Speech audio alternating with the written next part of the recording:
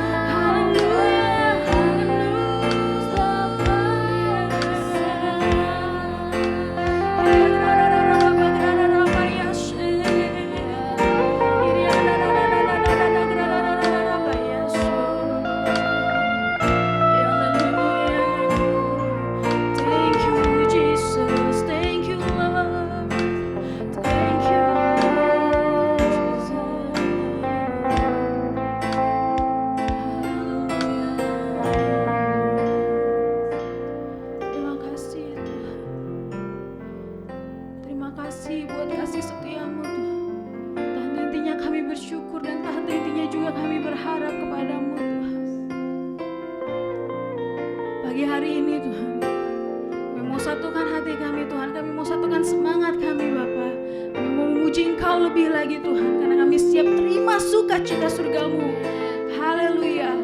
Mari jemaat GPP KCBN yang percaya kita sama-sama katakan amin. Haleluya. Boleh kita bangkit berdiri, kita kasih tepuk tangan buat Tuhan Yesus.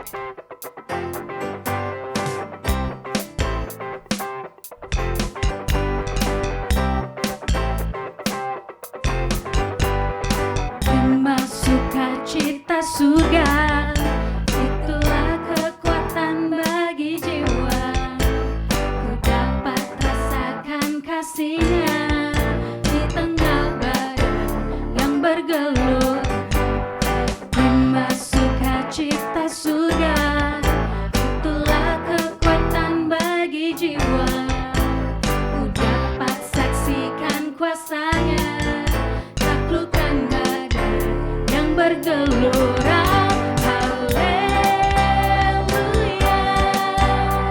Kau ada dalam hatiku, takkan patah semangatku, takkan hilang kekuatanku. Haleluya, Kau ada dalam bagiku, sukacita surga nyata penuhiku.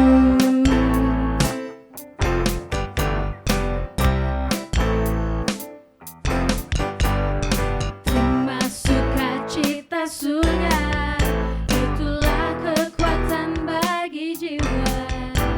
Ku dapat rasakan kasih-Nya di tengah badan yang bergelora. Terima sukacita surga, itulah kekuatan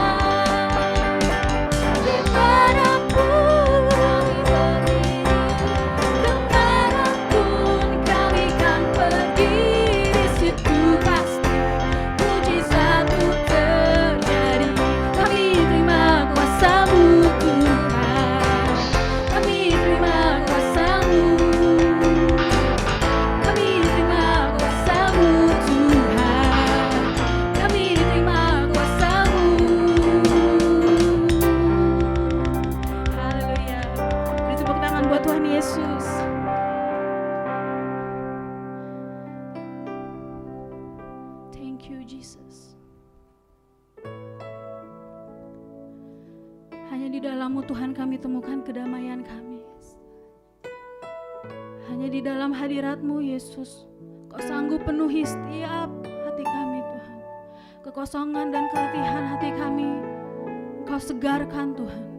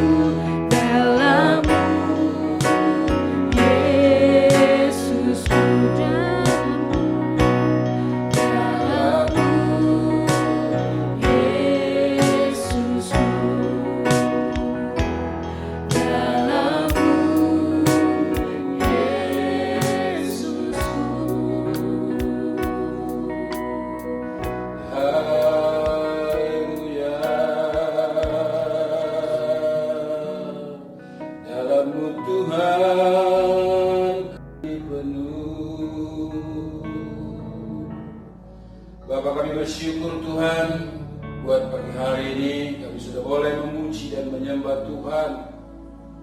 Seperti pujian yang baru kami naikkan di hadirat Tuhan, bahwa di dalam Tuhan kami memperoleh damai, di dalam Yesus sukacita kami menjadi penuh. Terima kasih Tuhan, Saatnya kami mau duduk diam di kaki Tuhan untuk mendengarkan sebagian dari kebenaran firman-Mu ya Bapa.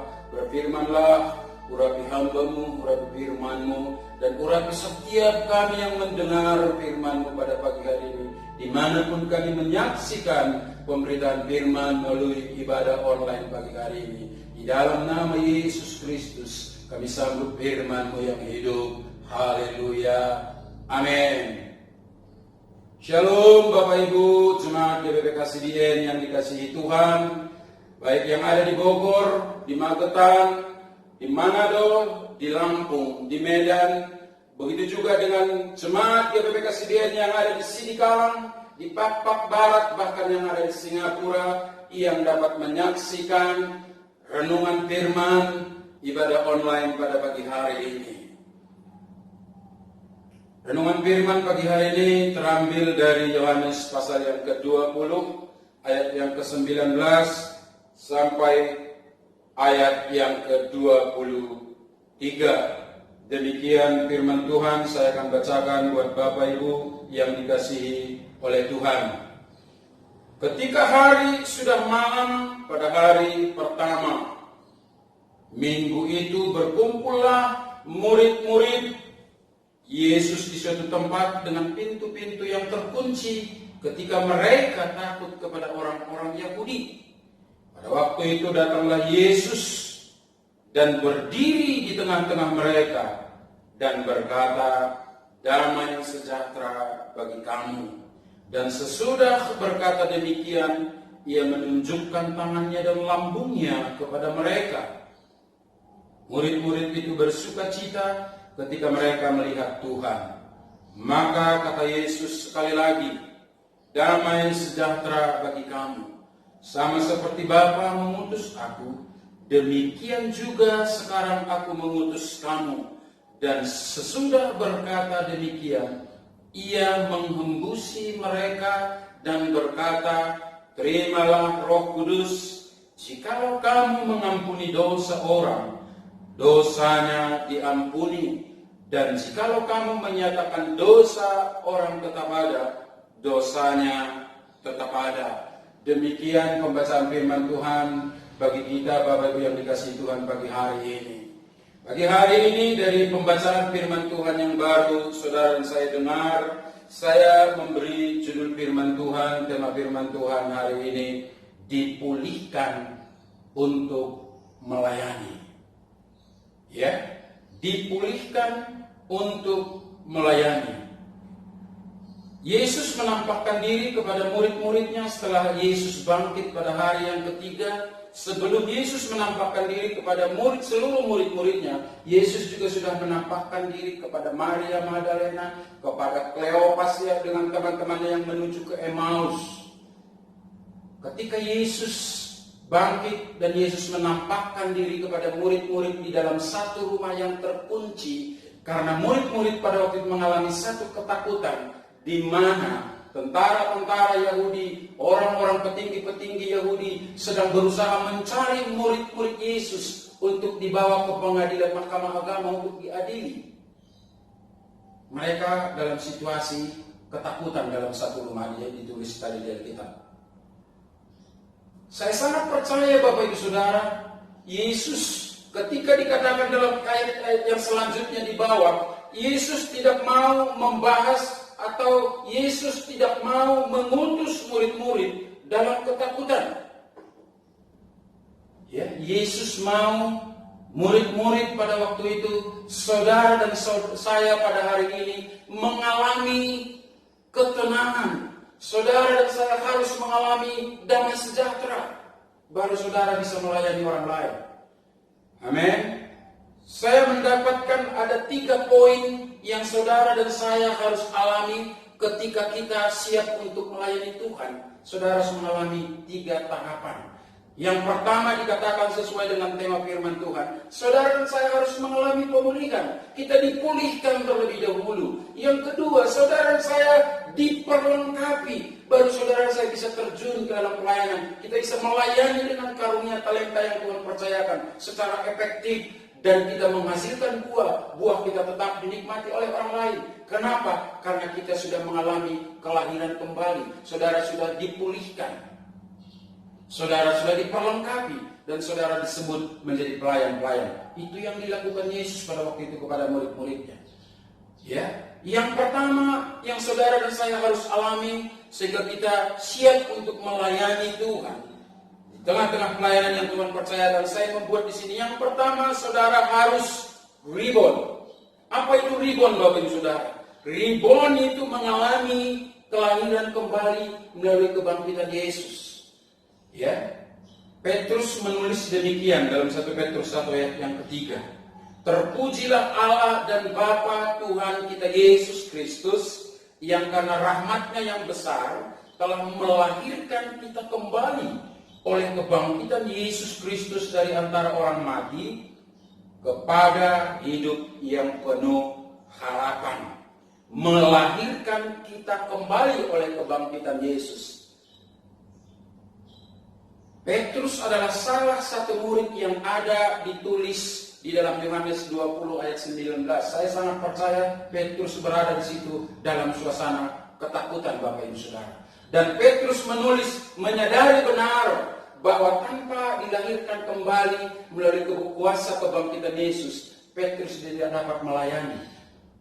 Bahkan saya percaya tanpa mengalami kelahiran kembali melalui kebangkitan Yesus, Petrus tidak akan bisa berkhotbah pada waktu pencurahan Roh Kudus, pada waktu jam Pentakosta.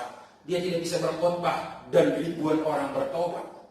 Jadi yang pertama yaitu saudara dan saya harus mengalami kelahiran kembali oleh kebangkitan Yesus, sehingga saudara memiliki hidup yang penuh harapan. Kenapa saudara dan saya harus mengalami kelahiran kembali dalam Yesus? Alkitab mencatat, Bapak Ibu Saudara, karena tidak seorang pun melihat kerajaan Allah tanpa dilahirkan kembali.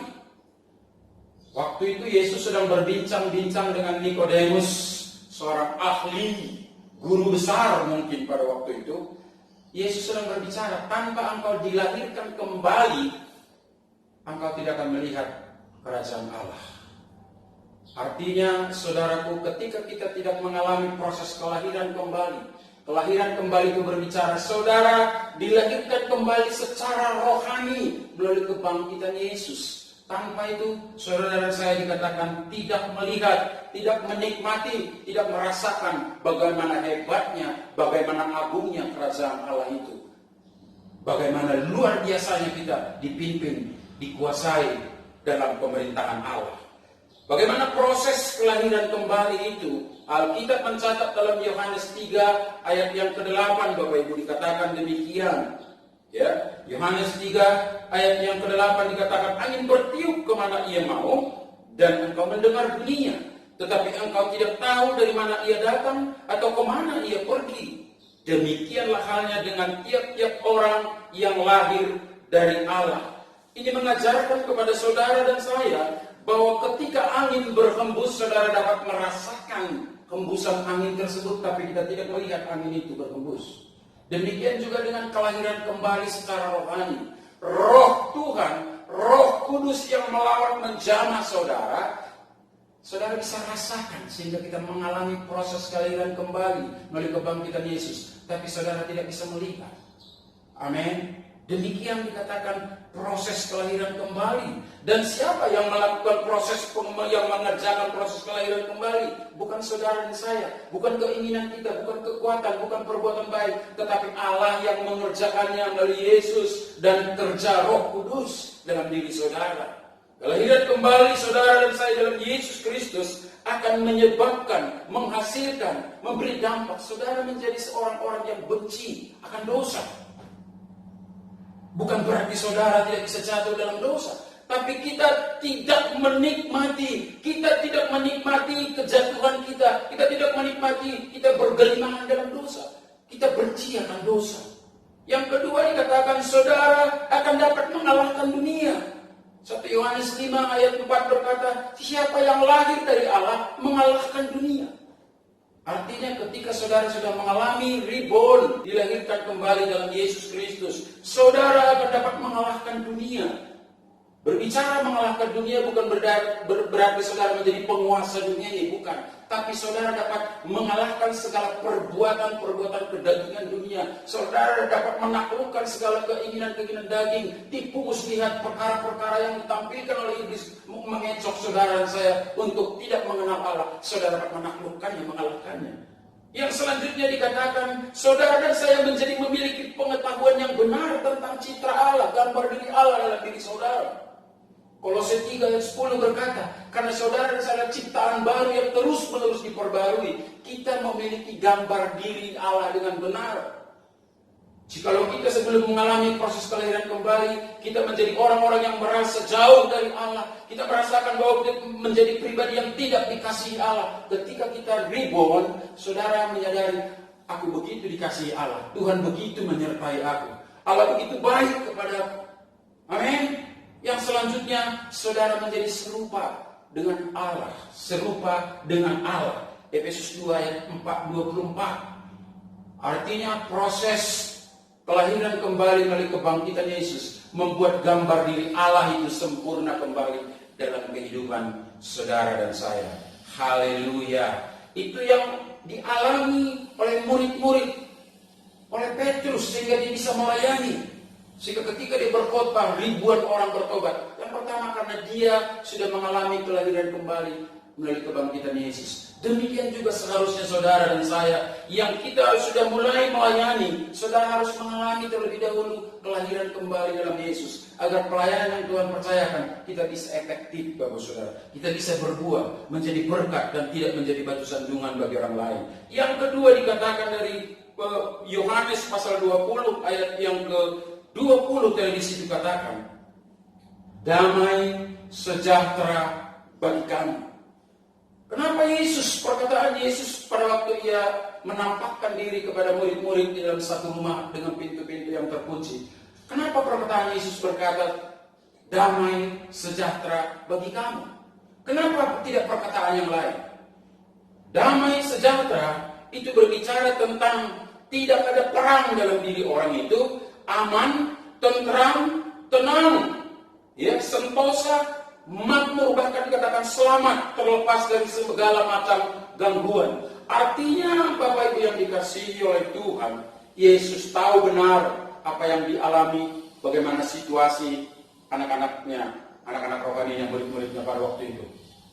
Yesus tahu benar bahwa Petrus, Yohanes, Kleopas, Yakobus di sana dalam keadaan ketakutan, cemas. Saya menduga pada waktu itu murid-murid sedang membahas bagaimana hidup kita selanjutnya. Apa tindakan kita selanjutnya? Bahkan mungkin Petrus dalam hatinya sudah mulai timbul, kalau begini ceritanya, saya akan balik ke pekerjaan lama saya. Saya akan kembali menjadi penjala ikan, karena itu keahlian saya. Tidak ada lagi yang bisa diharapkan. Yesus sudah mati. Apa yang bisa kita perbuat lagi sekarang? Yang ada sekarang kita sedang dicari-cari oleh tentara Yahudi. Dalam ketakutan itu Yesus berkata, damai sejahtera bagi kamu. Aku melepaskan, kata Yesus, tenang, aman, tentram. Tidak ada lagi pergolakan dalam diri murid-murid pada waktu itu.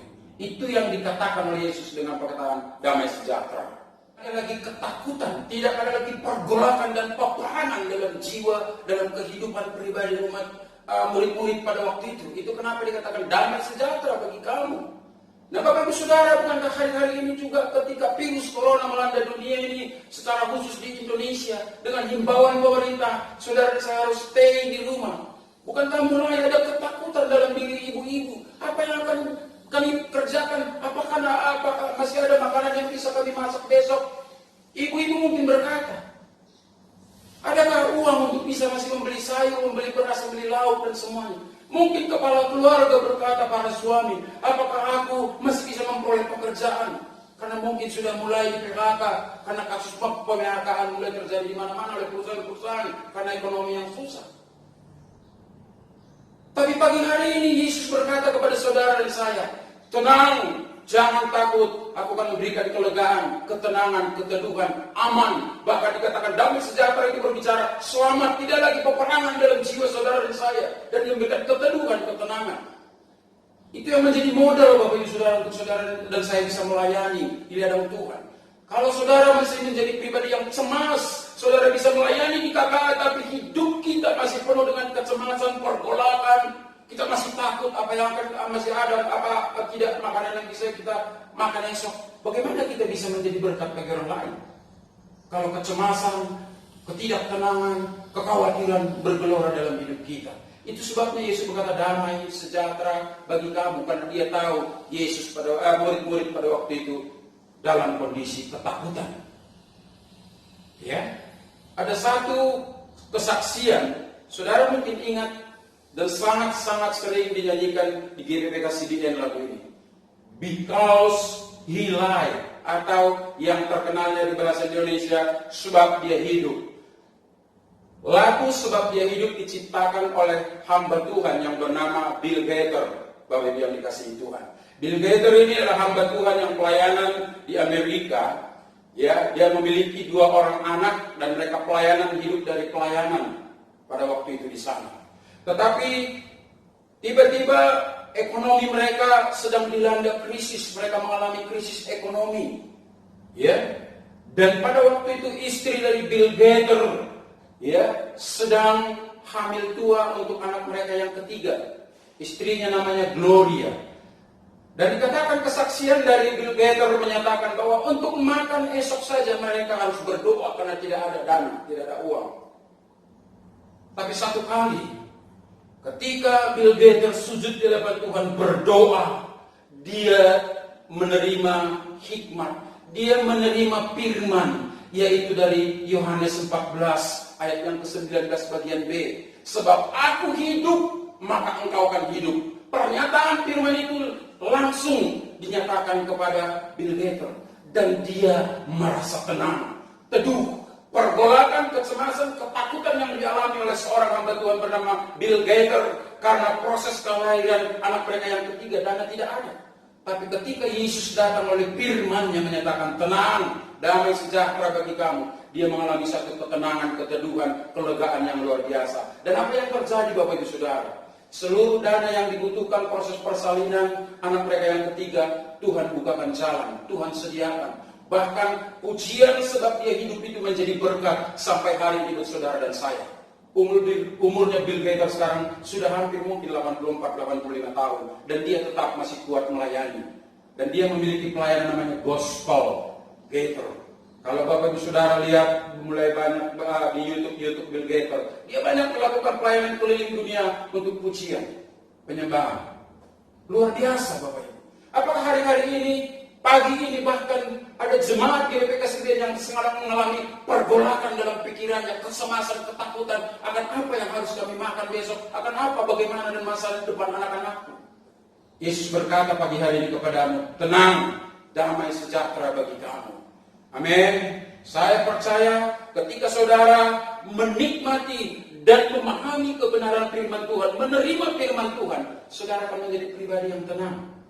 Saudara tidak akan menjadi orang-orang yang diganggu oleh masa lalu, karena saudara sudah mengalami rebound dan saudara menerima damai sejahtera. Yang ketiga Bapak Ibu Saudara, kalau tadi yang pertama dan yang kedua saudara mengalami pemulihan untuk dapat melayani, yang ketiga ini saudara dan saya harus diperlengkapi. Bagaimana saudara bisa diperlengkapi? Bagaimana pada waktu itu juga murid-murid diperlengkapi? Sebelum Yesus berkata, aku mengutus kamu, kata Yesus kepada murid-muridnya. Perhatikan baik-baik. Lukas 24 ayat 45 menulis. Lukas menulis dengan cara yang berbeda. Ya, Lukas 24 ayat 45 berkata demikian. Lalu Yesus maksudnya membuka pikiran mereka, pikiran murid-murid yang ada dalam rumah dan ketakutan itu, ya, sehingga mereka mengerti kitab suci. Di ayat yang 44 dikatakan Yesus berkata sebenarnya, bukankah kitab para nabi, hukum Taurat, nabi-nabi, bahkan Nabi Daud sudah berkata bahwa Yesus akan menderita, mati dan bangkit pada hari yang ketiga. Tetapi rupanya teman-teman, Bapak Ibu Saudara yang dikasihi oleh Tuhan, jemaat GPPK CDN, murid-murid tidak memahami firman Tuhan. Itu kenapa Yesus berkata, Yesus membuka pikiran mereka. Kenapa? Agar mereka mengerti kebenaran firman Allah. Saya diingatkan oleh kebenaran firman Tuhan dalam Roma 10 ayat yang kedua. Paulus berkata kepada jemaat di Roma pada waktu itu, rajin, giat dalam melayani Tuhan itu bagus, Bapak Ibu Saudara. Tetapi ketika kita hanya giat saja, rajin saja melayani Tuhan tanpa memiliki pemahaman yang benar tentang kebenaran firman Allah dalam melayani, saudara dan saya dalam melayani cenderung membangun, mendirikan kebenaran kita sendiri, yang belum tentu itu adalah kebenaran Allah. Sehingga saudara bahkan dan saya bisa mencuri kemuliaan Allah. Yesus tidak mau itu terjadi kepada murid-murid.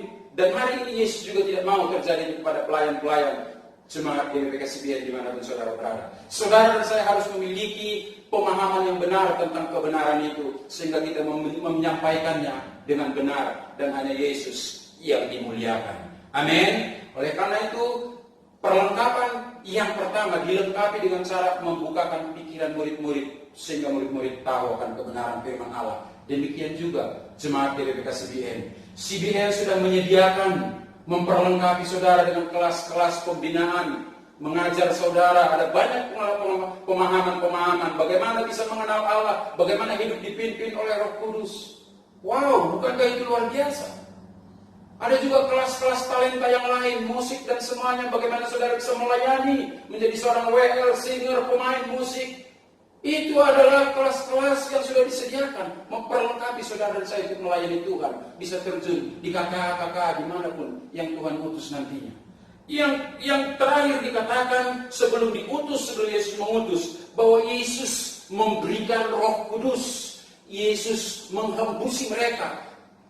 Alkitab tadi mengatakan dalam Yohanes 20 itu, ya, sebelum Yesus mengutus mereka sama seperti Bapa mengutus aku, demikian aku mengutus kamu, kata Yesus. Dia menghembusi, terimalah Roh Kudus. Roh Kudus ini berbicara tentang kuasa. Roh Kudus ini berbicara tentang kekuatan. Roh Kudus diberikan buat saudara dan saya, bukan hanya sebagai penolong, bukan hanya sebagai penghibur, Bapak Ibu Saudara yang dikasihi Tuhan. Tetapi Roh Kudus itu juga yang mengerjakan orang bisa insaf akan dosa. Orang bisa bertobat, itu pekerjaan Roh Kudus. Bukan karena kecerdasan dan kefasihan saudara melayani orang lain. Itu pekerjaan Roh Kudus. Alkitab mencatat dalam Yohanes 16 ayat 8, Roh Kudus yang menginsafkan manusia akan dosa, akan kebenaran dan penghakiman. Saya ingat satu kesaksian hamba Tuhan Gembala Sidang CBN. Ketika dia sedang menuju Hong Kong, di satu kursi, satu baris kursi beliau, dia hanya bersaksi, dia bercerita, dan orang di sampingnya, begitu landing di Hong Kong, orang itu bertobat, terima Yesus. Apakah itu kekuatan, kepastian berbicara Gembala Sidang CBN Pak Hendrawan? Bukan. Itu pekerjaan Roh Kudus yang luar biasa, yang sudah diterima oleh Gembala Sidang CBN. Wow, luar biasa bukan? Oleh karena itu, Yesus juga mau. Yesus menghembusi para murid-murid dengan Roh Kudus. Roh Kudus itu yang membawa saudara, yang menuntun saudara, siapa yang saudara harus layani. Bagaimana cara pelayanan saudara. Yang saudara dan saya perlu adalah taat, mendengar, mengikuti tuntunan Roh Kudus. Sehingga banyak orang menjadi bertobat, banyak orang diberkati melalui pelayanan saudara. Bukan hasil kerja keras saudara, bukan karena pendidikan saudara, bukan karena kekayaan saudara orang percaya pada Yesus, tapi itu pekerjaan Roh Kudus, Bapak Ibu Saudara. Amin. Yang terakhir, setelah saudara diperlengkapi, Alkitab mencatat tadi di bagian terakhir Yohanes 20 itu ayat 23. Perhatikan baik-baik. Ya. Di situ dikatakan, jikalau kamu mengampuni dosa orang, dosanya diampuni. Dan jikalau kamu menyatakan dosa orang tetap ada, dosanya tetap ada. Ini bagian dari pelayanan saudara. Orang-orang yang sudah dilahirkan kembali, orang-orang yang sudah menerima damai sejahtera, orang-orang yang sudah menerima kuasa Roh Kudus, saudara diperlengkapi, saudara diberikan penghibur, penolong. Pelayanan kita harusnya hari-hari ini, pelayanan CBN adalah membawa kabar baik, tidak membawa penghukuman. Ada satu terjemahan yang lebih tepat dari The Message, terjemahannya begini: jikalau kamu mengampuni dosa orang, dosanya diampuni.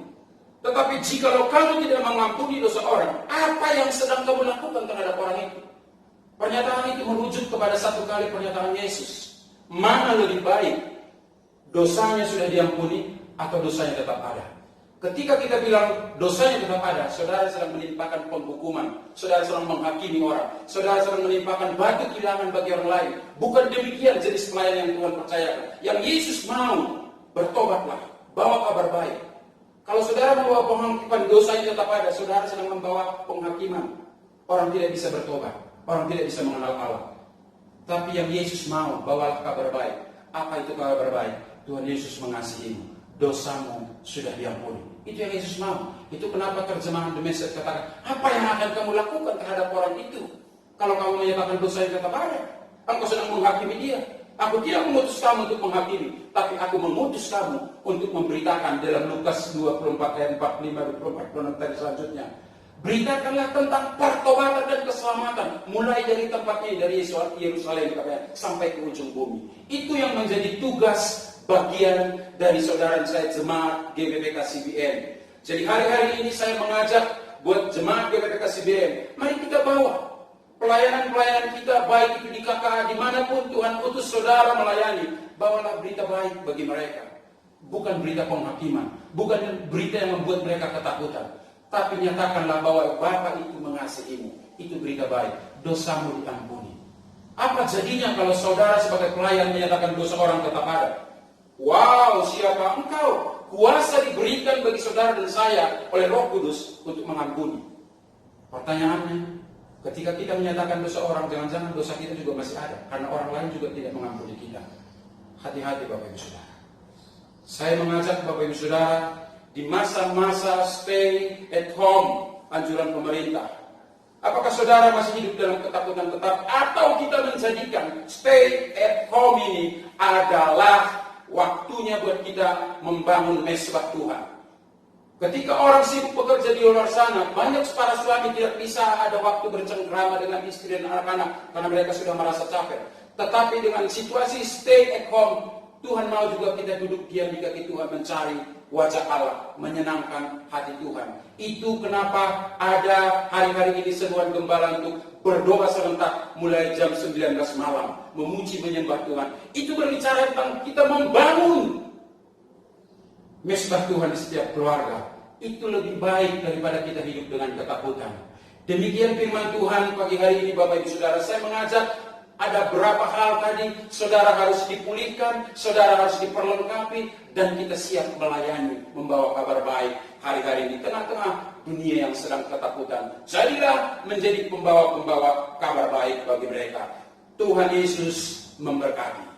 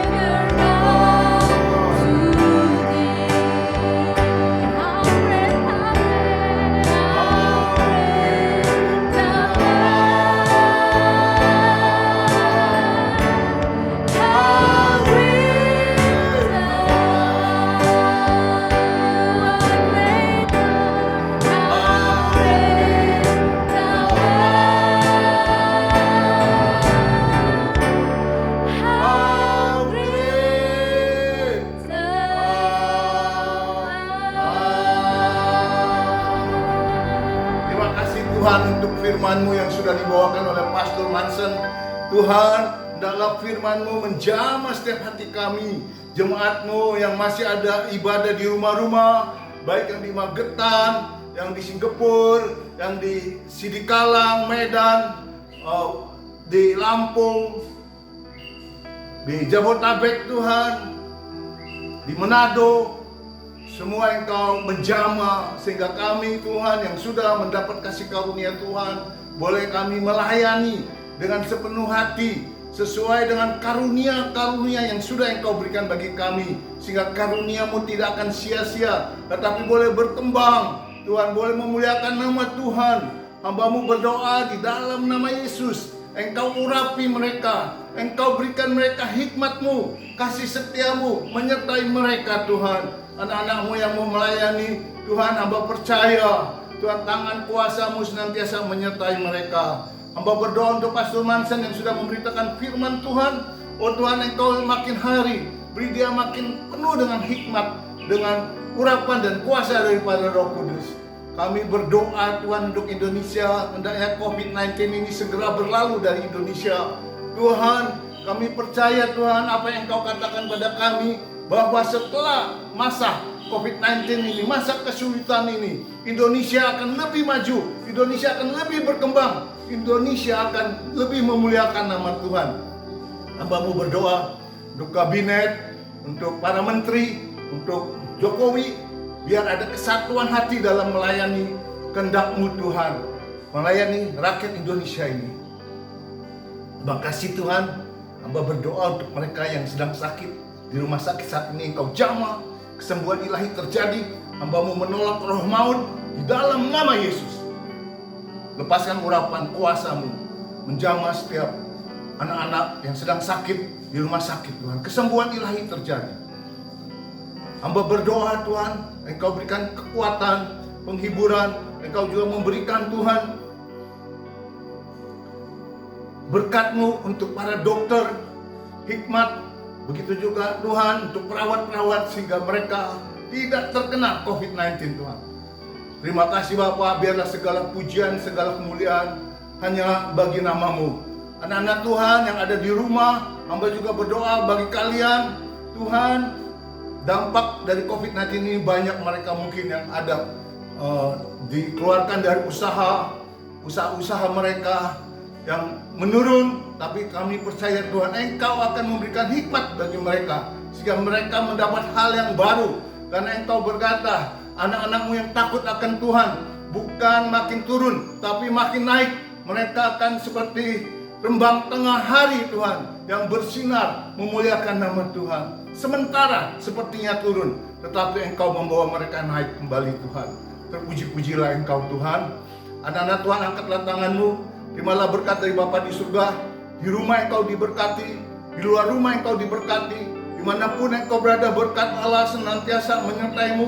Terimalah cinta kasih Yesus Kristus, penyertaan, kuat kuasa, urapan, dan perlindungan Roh Kudus sampai Maranatha. Kita semua diangkat menjadi mempelai-mempelai Kristus. Yang percaya katakan amin.